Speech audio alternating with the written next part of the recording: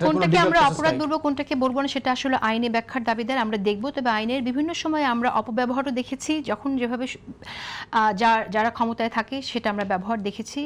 সেই বিষয়গুলো যাতে না ঘটে সেটা আমরা প্রত্যাশা রাখি। কারণ আপনি জানেন যে হাসনাতকে আপনার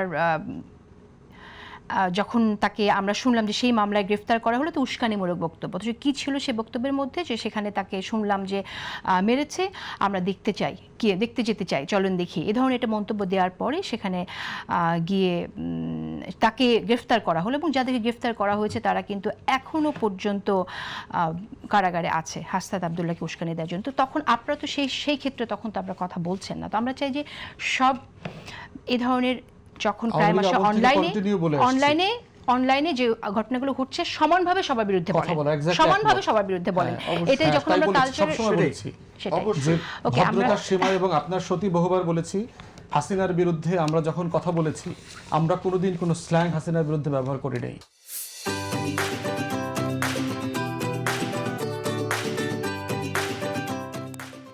তার বাপ মা তুলে কোনোদিন গালি দেয়নি। তারেক রহমানকে যখন বাজে ভাষায় কথা বলেছে, আপনার সাথে এসে আমি তারেক রহমানকে ডিফেন্ড করছি যে তারেক রহমানের পলিসির 100 বার সমালোচনা করব, কিন্তু ব্যক্তি তারেক রহমানকে যেটা আপনারা হাসিনার বিরুদ্ধে করেন নেই, কিন্তু যে কাজটা এখন করা হচ্ছে বর্তমান প্রধানমন্ত্রীর এগেইনস্টে বা তার কন্যার এগেইনস্টে যেটা করা হচ্ছে, যারা করছে তাদেরকে ফুলের মালা দিয়ে বরণ করা হচ্ছে। আমি তো এই কথাটাই বললাম যে আওয়ামী ভূত এখন বিরোধীদের ঘাড়ে চেপেছে। তো এখন এই জিনিসটা আমি একটু লাস্ট একটা কথা বলতে চাই। দেখুন, আমাদেরকে এটা ডিফেন্ড করতে হবে, যেহেতু এই আমাদের যেটা হচ্ছে যে সোশ্যাল মিডিয়া, এবং এটা কিন্তু খুব বেশি দিনের জিনিস না।